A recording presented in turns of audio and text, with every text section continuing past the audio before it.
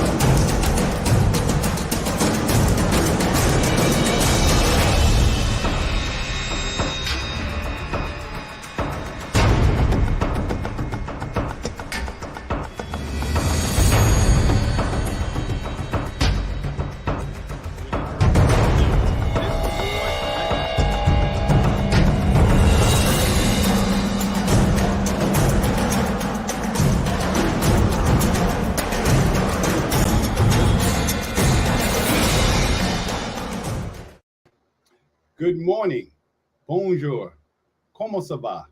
Et toi? Très bien. Ni hao. Good morning, bonjour, comment ça va? Ça va? Et toi? Ça va très bien. Ni hao, hola, ohio, bienvenue, wan yin, bienvenidos, yokoso, and welcome.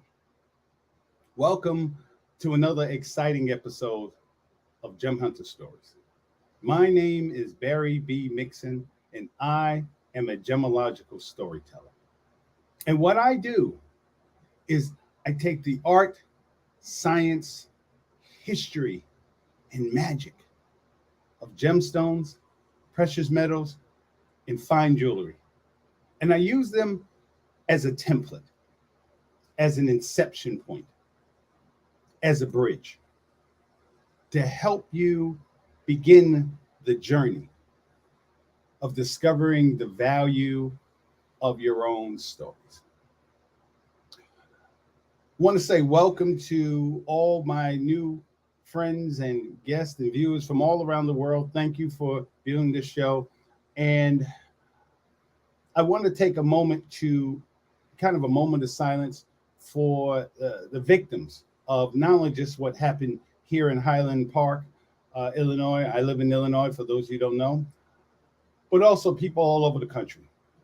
Mass murders, people are dying for all kinds of reasons here in the United States, really all over the world. A moment of silence for all the millions of people affected in the Ukraine, the Russian war, things just everywhere, in Africa, everywhere.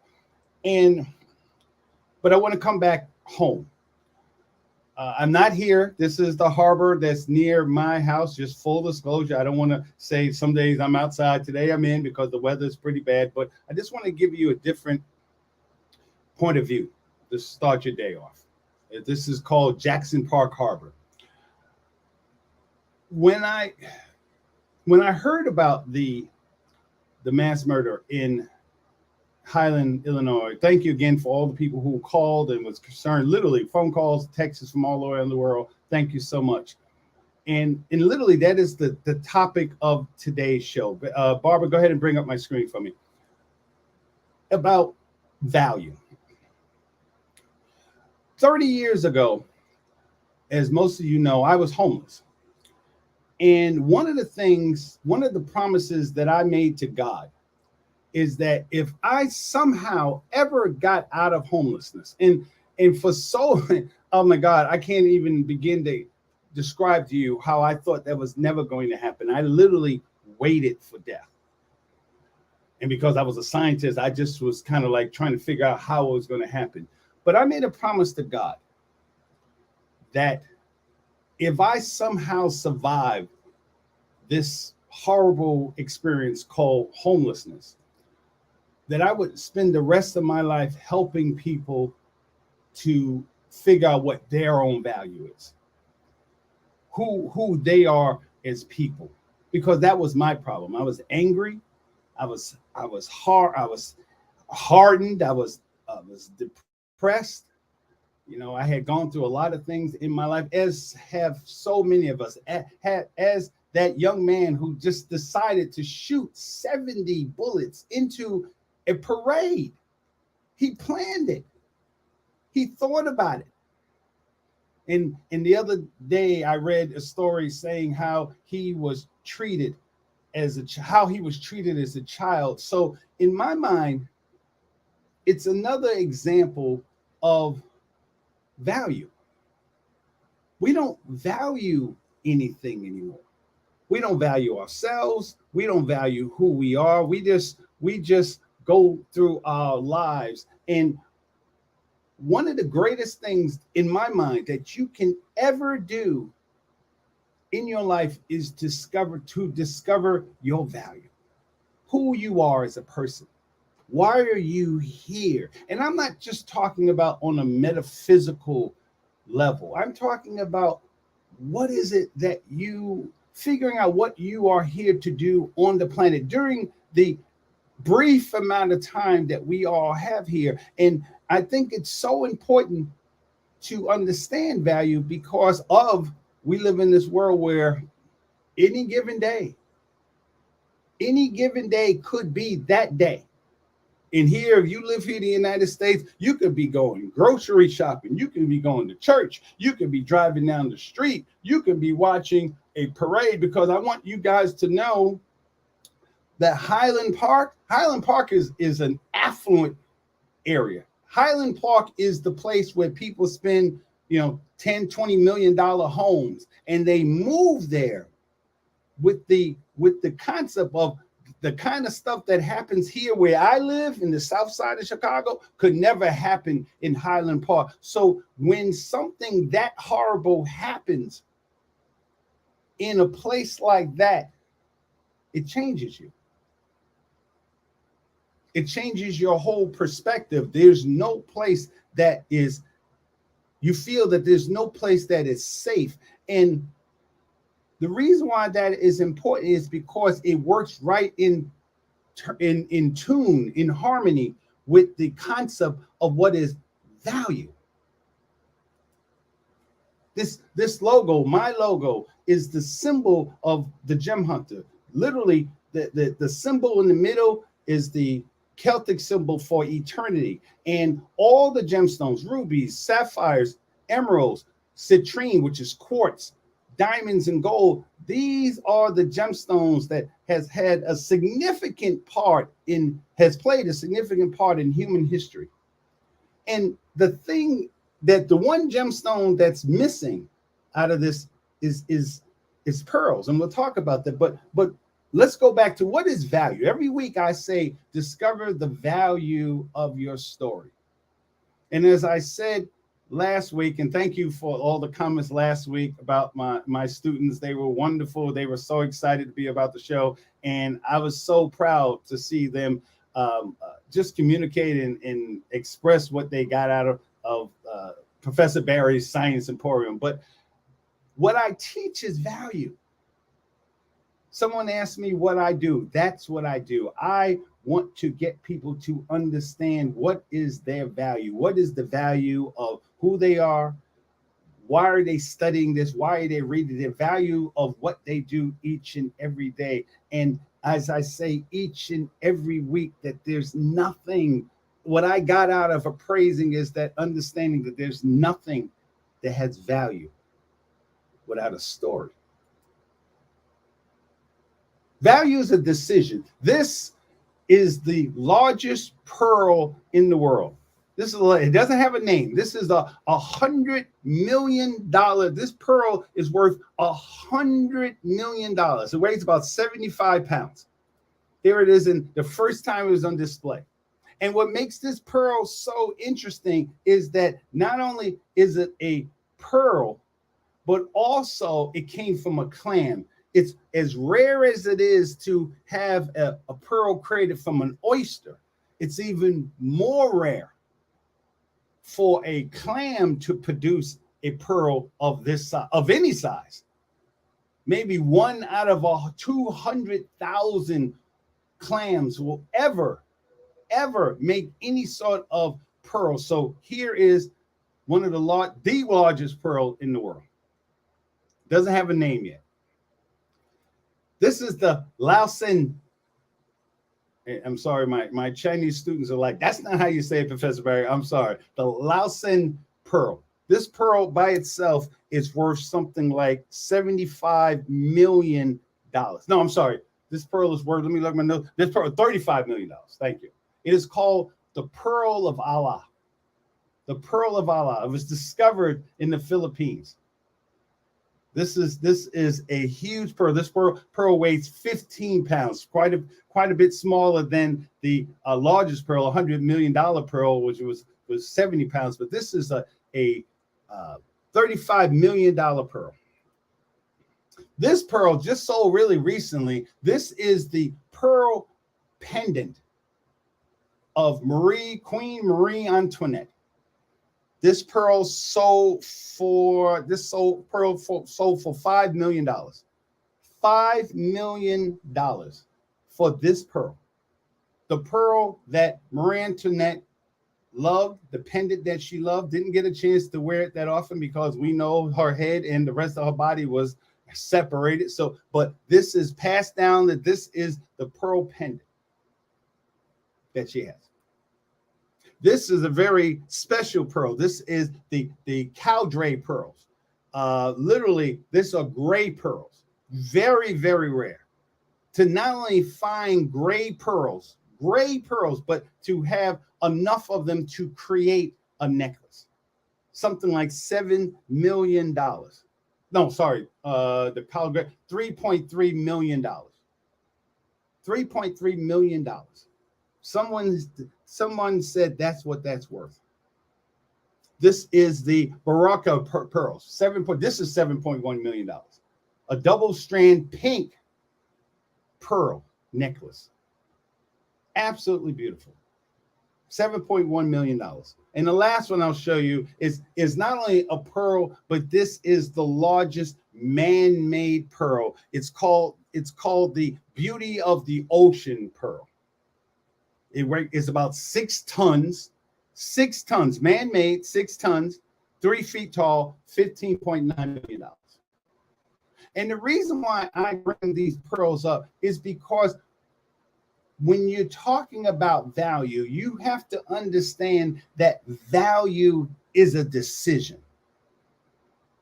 Value is a decision. What I do as a gemological appraiser, when I appraise a gemstone, what I am doing is using all the knowledge, and anyone who studies gemstones, all the knowledge that you have about pearls, about sapphires, about rubies, about emeralds, all that knowledge comes together in order to create an appraisal. An appraisal is a story. So when I write down an appraisal, that appraisal is based on what all the information I have about that gemstone, and then I put a dollar amount to it. So that value that you have, the value that I put down on that piece of paper with my name on it, is based on all the information that I have. This is what this worth. And what's really amazing about that concept, and the thing that really excites me about studying gemology more than anything else, is that those concepts are not used with us. We as human beings, we celebrate the differences of what a pearl is. We talk about pearls. I told you last show that there's 10 different types of pearls.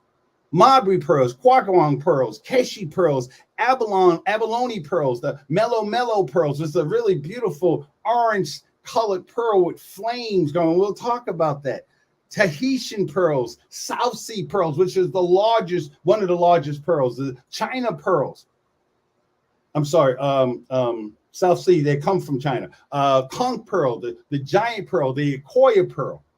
We talked about the different pearl types. I told you that how pearls come in a variety of different colors, everywhere from white to black and everything in between.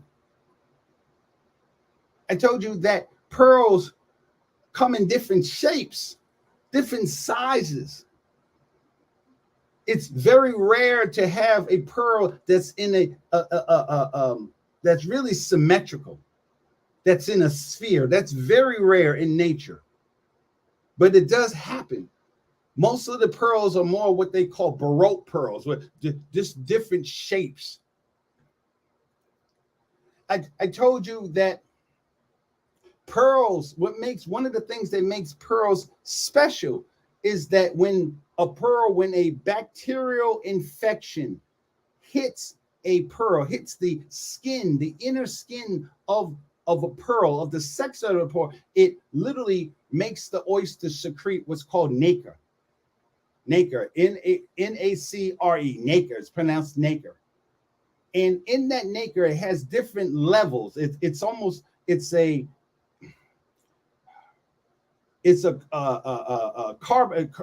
calcium carbonate along with a protein, and it comes in different layers. So this is what it looks like in an electron microscope. There's different layers. So when you look at what a pearl is those black lines is the light that when it travels through all the different openings that is in that nacre, that is what creates the luminescence. That is what creates the play of color that you see in a pearl. Again, this is what it looks like on a microscopic level. And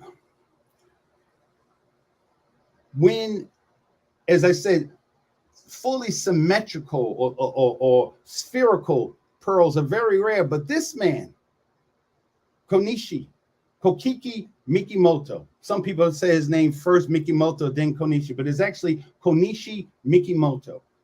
I want you to understand what he did in terms of value. When I talk about discovering the value of your story, the next step of that, the even harder step that you have to take is believing in that story. You have to believe that the thing that's inside of you, that, as I always say, the music that lives inside of your heart and your mind, you have to believe that. Finding and discovering your story is wonderful. Congratulations. You know what you want to do. Now the hard part is believing it. And one of the things that I love about gemology is all the different analogies that you can see that works in the gemstone world, and why can it work, or how come it doesn't work, or we don't let it work in terms of the world we live in.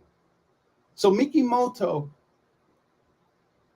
was a child, a very poor child living in Japan. living in Japan, just when Japan was going through all the things that they were going through, they were being invaded by Americans in different countries and everything else. He was a fisherman. He was a poor fisherman, and he elevated to becoming a noodle salesman. He worked from sun up to sundown every day. Remember in As a Man Thinketh, it talks about basically utilizing all your spare time and means, small that they are, to the development of your latent powers and resources. That's what he did. And when he had a dream, his dream was to adorn all the necks of women all over the world with pearls. His dream was to create pearls in such a way that every woman on the face of the earth would have would spend maybe $2 to buy a string of pearls, and the ones who couldn't afford it would be given one.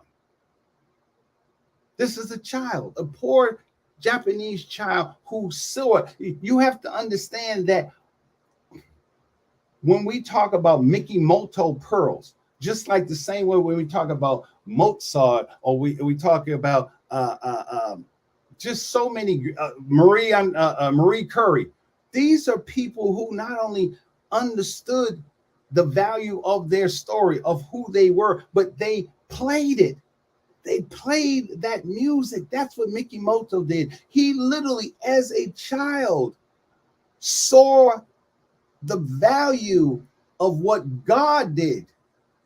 God literally created oysters, created everything, but created an organism, a mollusk, that when that mollusk is invaded by a foreign body, it secretes this substance, and out of that pain of something being inside of an oyster's body, out of that discomfort, covers it up with this nacre, and from that becomes one of the most valuable pearls in the world and valuable pieces of jewelry in the world, which is what a pearl is. And Mikimoto looked at that as a child and said, I can do that. See, when you begin to believe in your story, no matter what someone else tells you, doesn't matter. Everybody told Mikimoto, man, you tripping. Of course, they didn't say it like that, but you tripping. It can't happen. It's impossible. Impossible. And I don't know the word for it, impossible in Japanese, but I'm sure it sounds exactly the same. Impossible. When Mikimoto was a child, and of course, no education, his dream was to become a scientist. He became a scientist. That was his dream. And so he had to figure out, how can that possibly happen with a man that had absolutely no hope of going to college? He couldn't. He was poor. But he had a dream. He had something inside of him. He recognized the value of who he is, what he needed to do.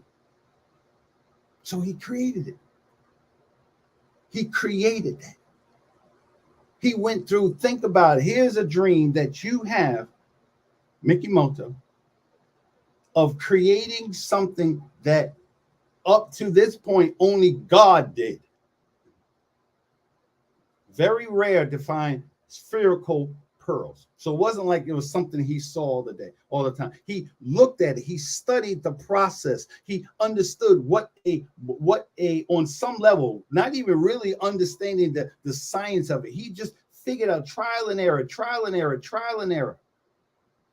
I told you last week that his first crop of 5,000 oysters was completely destroyed, except for 5 oysters. He had given up, but his wife, Ume, just kept going out there, shucking the oysters,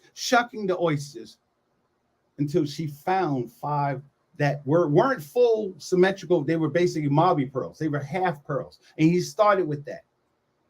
The second time, and people still didn't, they just started to believe him. But his dream was to create something spherical. So he took all his money, he took all his time, all his energy, And he created an oyster farm of 850,000 oysters. In the second time, that whole crop was destroyed. His wife had died. Imagine going through all that, going through the depression of losing your wife, your best friend, the person who had your back, your ace, boom, coon, all that. She died and you had to keep your dream going. So he grew those oysters, and another red tide came and destroyed that crop. And because he understood the value of his story, he remembered what his wife done earlier. 14 years later, he kept on going. Defined, finally, amassed all those. And those of you who've been around oysters, you know what happens when oysters die. They smell. They're living organisms. So imagine surrounded by death and decay. The smell must have been horrendous. And yet he created an industry. All this is the Japanese pearl industry, because Japan has thousands of islands and it was the perfect condition to grow pearls, Akoya pearls. And today, when you talk about a Mikimoto necklace, $36,000 just from that oyster. When you look at his website, when you describe a Mikimoto, you're talking about a man who literally saw what God did and improved on. He improved what God allowed to happen naturally. He made it into something that someone who took the time to train, the time to learn, the time to understood can create it. And to when you put a Mikimoto pearl necklace around a woman's neck, it is one of the height of elegance.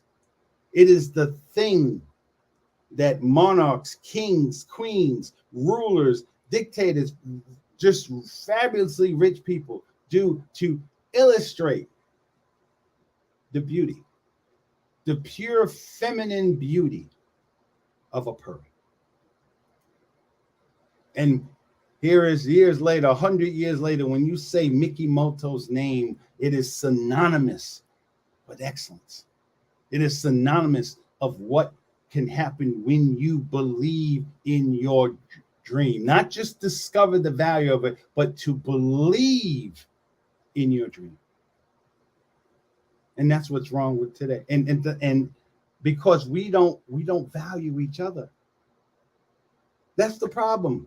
All the problems that we have, and many of the problems that we have, not just in this country, but on earth, can be simplified to one word: value. That boy, literally, that young man killed 6 people because he didn't value them. The things that we have going on in this country about ageism, sexism, sexual orientation, immigrations, and of course, my favorite, racism, geographic racism, racism based on religion, racism based on the color of your skin. None of those things happen in the gemstone world. None of them. All the things that we trip over in this country, none of those happen in the gemstone world. And that's why I studied gemology. That's what this show is about. It's about value. Most of you know that diamonds have 4 value factors: cut, clarity, carat weight, and color. Well, pearls are the hardest gem material to value because they have 7 value factors. 7. And it has to all be put together in a symmetry in order to create the pearl that you're wearing. Size, shape, color, luster, surface quality, nacre quality, and matching. And we'll talk about, and what I want you to do during the break, I just want you to think about how many of those, which one of those value factors have you have been affected by, and we'll talk more about it on the other side.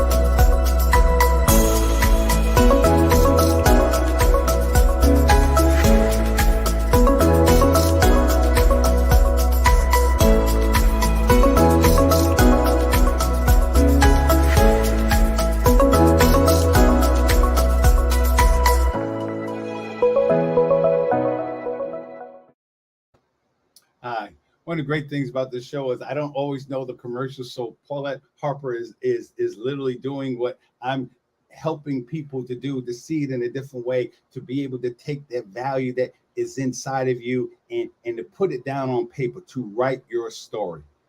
So we talk about size. We talk about the 7 value factors of a pearl. Size. Why do we live in a country where there's so much fat shaming? When and shaming based on your size, that's crazy.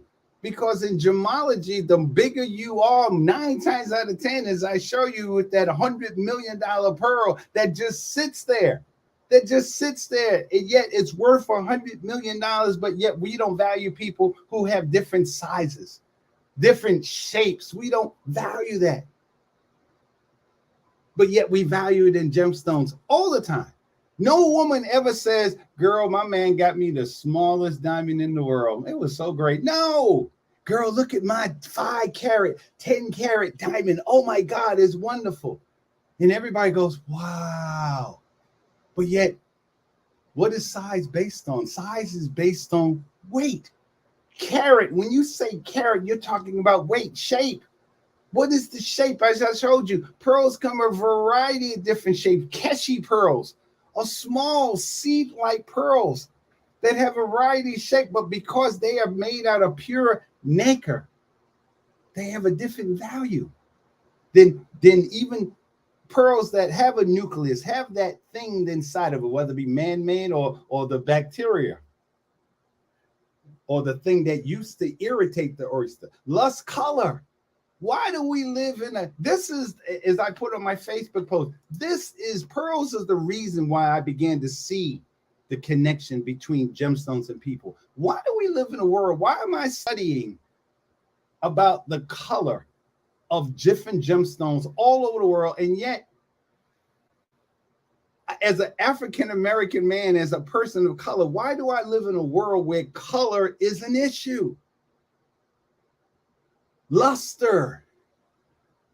Well, before I even go back, let's go back to color. I mean, pearls come in everywhere from white pearls to what's called black Tahitian pearls. So why in black Tahitian pearls, or what people call black pearls, why are those so highly valued? But me as a black man, I don't have that same value. If you're going to quantify value and tell me and give me all these books that I have to read and tell me how important color is to a gemstone, why, as a living, breathing person who just happens to have color, why isn't my color valued on that same level? Luster, how you interact with the light, how the light shines and glows. That you see that in people all the time. Your doctors, your lawyers, your nurses, your teacher, that kind person that allowed you to get on the bus and you knew that you were going to be late, but she stopped the bus, at least slowed it down so you could be able to get on. Luster, that kind word, that person that something made your life feel beautiful. I had a customer the other day tell me, I was just talking to her and she said, thank you so much. You've made my life better, because she was going through something today. And I don't know what it was. I didn't have time to get into what it was that was bothering her, but I was proud that whatever the luster of me made her feel better. Surface quality, all pearls are not perfectly smooth. Very rarely. They have blemishes. They have things, imperfections. No pearl, even the ones that cost tens of millions of dollars, are not perfect. And neither are any of us. We always say that, oh, well, nobody's perfect. Well, if you know that, then why are people not valued or devalued because they're not like you? They didn't go through your school. They didn't live in your neighborhood. They didn't have the education that you have. Nacre quality.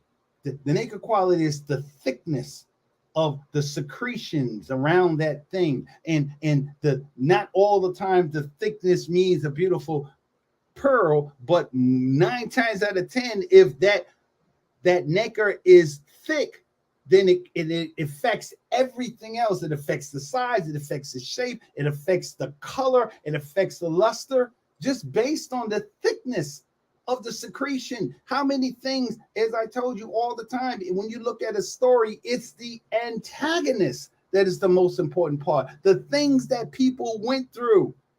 Mickey Moto is who he is today, not because he grew up part of the samurai culture and he was part of the ruling class in Japan. No, he was poor. He was nothing. And yet, before he died, Thomas Edison, at that time, the greatest scientist in the world, looked at him and said, no, you didn't create a cultured pearl. You created a pearl, a real pearl. You created the only thing that my lab cannot create, a diamond and a pearl. You did that. And he changed the whole history of the world. Women understand pearls because of this little fisherman. And then matching.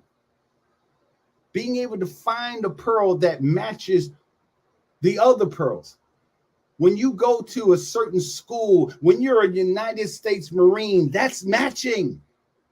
I have to match the qualities of all the things that the Marines before me have gone through. If you're part of a certain sorority, I'm thinking of my friend who's an AKA, but I no insult to the Deltas, the Alphas, the Q Dogs. You have to match. You have to be a part of that because that organization has a certain value. If you played for the New York Yankees, you know what you got to do. If you played for the Bulls, when the Bulls had Michael on, you knew what you had to do because you understood the value of the team. Therefore, your value had to come up to that level. So if we understand that in gemology, why don't we understand that with who we are? We have this issue. This is one of the things that really tripped me out about Pearl. We have this issue in this country, really all around the world, about, LGBTQ plus community and people being gay and transgender, all this. That's a trip. You know why? Because an oyster is protandric. It's one of the few organisms in the world that is protandric. Now, some of you are saying, what is that? Protandric is when an organism, a living organism, starts out their life with male sex organs. Therefore, they are males when they're kids, and then somewhere along their life, they change over into being female. Yeah. So for those of you who are homophobic or, oh my God, God said that you're a man, okay. Well, the memo didn't go to oysters because oysters evolved because there weren't enough female of the species. So oysters, mollusks developed somewhere along their genetics, because you have to talk about something that has been around. Oysters have been around from the beginning of life on this planet. So in that process, they developed a way where to increase their numbers, where the male oysters start out as male and then they become female. So if you're wearing a pearl today, you are basically wearing a transgender gemstone. Yep. protandric. That's what that is. Before that oyster allow that oyster to make pearls, that oyster used to be a man, now it's a female. Patata imbricata fucata. That's the type of oyster that makes Akoya pearls. So many of us have Akoya pearls. We're familiar with that. That's what happens. So the question is, when you're talking about in terms of value, why can't we basically live by the same concept of value that we put on gemstones? When we look at a white Akoya pearl, when we look at a white South Sea pearl, which are the larger pearls, we look at those 7 elements and we put a price tag on it. We put a value on it because we look at all 7 elements and decide this pearl is worth this much money. This is worth this much money because it's unique, it's rare. And then you have a golden South Sea pearl that's worth a certain amount of money, not because it's perfect, but because of the 7 characteristics, of the 7 value factors that are this pearl has different levels of each one. How is that any different than us? If I was a pearl, I would be valued based on my size. I'd be pretty big because look at this big giant head. My color, the things that I had gone through in my life, my naked quality. How did those things affect me in my life? But growing up in an alcoholic household, being abused as a child, being homeless, all the things, the United States Marine, all the things that I've gone through in my life ultimately made the pearl that I am today, ultimately made the person that you are today. What is the value of your story? How do you resonate with the rest of the world? The people that I heard a report, I was listening to a report on one of the doctors. Highland Park has a lot of doctors in that area. And one of the doctors who practices in Rush Hospital here in Chicago, he was there. He lived there. This was his community. His father was a retired doctor. And like everybody else, he ran, but because he understood what he had to do, he understood his value, he went back and saved some people that would have died had it not been for him. He died. He helped people. He understood his value. And those kind of things happen every day. I truly believe the reason why we doing the things that we doing is because we don't value each other. We don't value ourselves. We do destructive behavior. And I've done it. I'm not sitting here like I've never done it. I've done it. But when you understand how we don't do those things when it comes to gemstones, then maybe that will give you a different point of view. If this is your color, and Tahitian pearls come from Tahiti. They come from Tahiti. They come from a certain place. So if this is your color, why isn't that color valued in the same way that young man who died, who was shot 60 times because he had a traffic violation? But yet someone who killed 6 people and injured 3 dozen others, can you please just get on your knees? Was arrested without single incident. Value. What makes these pearls special? These pearls are different than these pearls. They're different. but they still have a value. They still mean something. Look at these beautiful pearls. Look at the different inclusions. Look at the different imperfections that it has. This is a $20,000 necklace. $20,000, and it's not perfect. This one looks different than this one. It looks different than this. But when you put them all together, they create something beautiful. Why can't we regard people that happen to be part of the LGBT community? Why? Why is it that because a person comes from a certain country, that point means that they're bad? That means that this person, look at all the imperfections of this. Why? Because of this color, because this pearl has this groove in it here, or this pitting right here, that means that it has less value? Or is not valued at all? Such is not the case in gemology. That world doesn't exist in gemology. All these, whether they have different price points, different value, they all have value. They are all pearls. Why can't we live in a world where I'm seeing, where you're seeing, where my sisters and my mom and women that I know, why is it that someone just can decide that, well, that's not a pearl? That's not a pearl. And if I was to say that as a gemologist, I would have to prove why. Why is that not a pearl? Is it made out of nacre?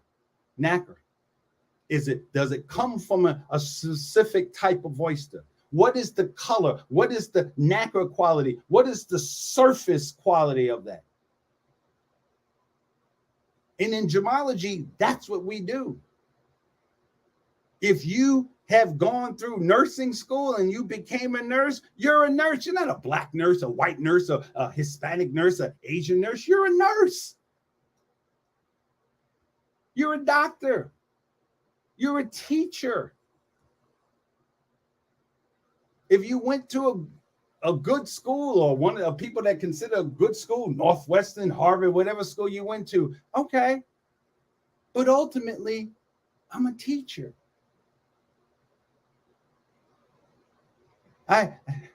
If you're someone who helps people make their transition to the next life, you're helping that person. It doesn't matter your level of education. You help them. You made their life better because of that. That is a collection of firefighters. That's not a collection of pearls. That's a collection of firefighters. I met a man the other day. He's been fighting fires in Chicago for 40 years. 40 years. Everything about all the houses he went into, all the burning buildings, all the lives he saved, all the property he saved. And he just happened to be white.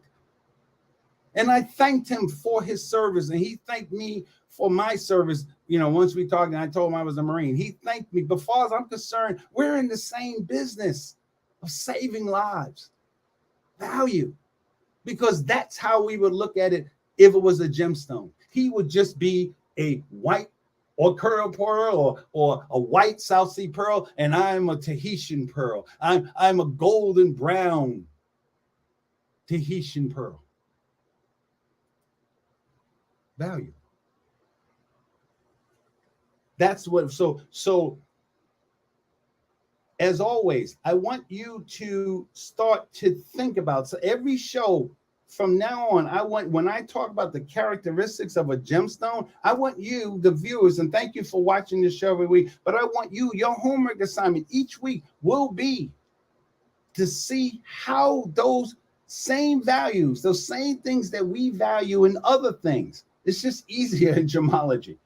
But those same values that you put towards jewelry and gemstones and precious metals, those same definitions of value relate to you. It's a decision. I didn't grow a new head. I didn't have a major operation when I was did 30 years ago from when I was homeless to the way I am. I'm still Barry Mixon. I still remember being there. I still walk down the streets where I was homeless 30 years ago, and people look at me and people say hi to me and people, give me a, like, brother man, what's up, things like this. But yet when I was homeless with 3 degrees, coming out of the Marine Corps and everything else, why did I have less value? I was still Barry Mixon. You just didn't know my value. And the reason why you didn't know my value, because I didn't know my value.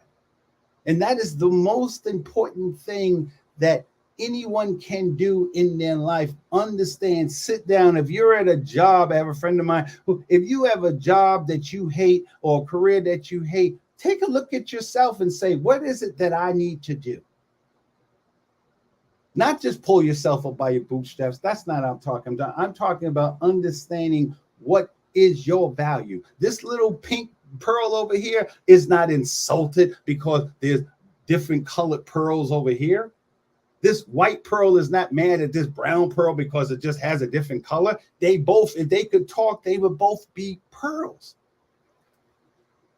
They would both have an understanding of what they are, and there would be a respect. The person that put together this necklace put it together because there were similarities in their characteristics, in their shapes, in their colors, in the things that made them who they are, that made them put together, and that's called matching. So when you're presented with this beautiful necklace, no one says this is perfect. No one says it's perfect for you.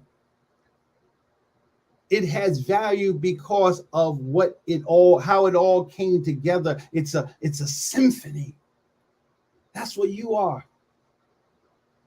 That's what that music inside of you is, a symphony. And we need to begin to respect the symphony that's in each and every one of us. And maybe then we won't have to deal with 10 people being shot, 20 people being killed, 30 people being killed. That it's okay, that we live in a country that it's okay. If you happen to be a woman and you get raped, you get molested by a man, it's okay. Just have a child. Okay. You valuing the child, but are you valuing the person? Are you valuing the oyster? Do you value the person where it came from? These beautiful Tahitian pearls, Tahitian pearls came from an organism that was transgender. Some of you probably won't even wear pearls anymore. Oh my God, I never thought about it like that. Yeah, the same thing that you tripping over, God never intended that. Okay.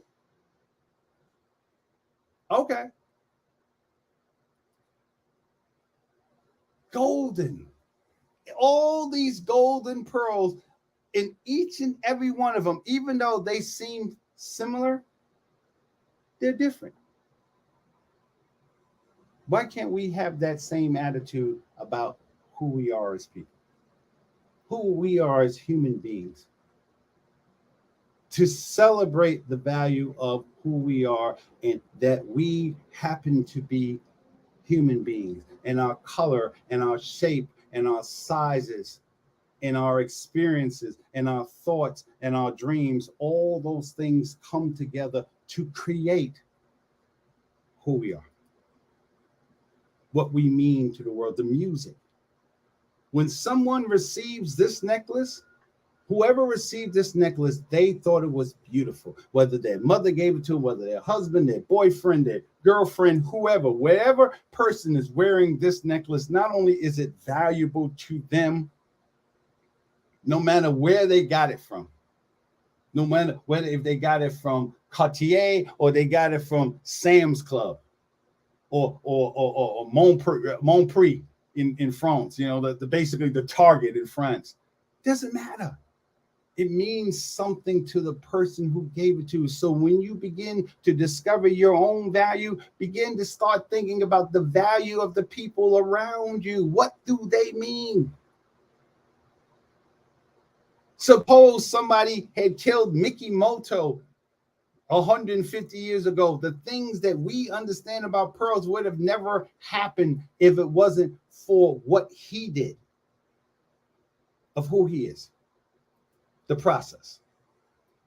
So, thank you for watching this show. Thank you for being a part of this journey that I take each and every week with you. Again, next week we will be talking about rubies. Happy birthday for those of you born in July. This is your month. And oh my God, rubies are the whole nother story. But until we meet next week, again, take the time to look at yourself, look at the people around you in your life, and begin the process and the journey of discovering the value of your story and how that story relates to them. Until then, au revoir, atatella, bye-bye.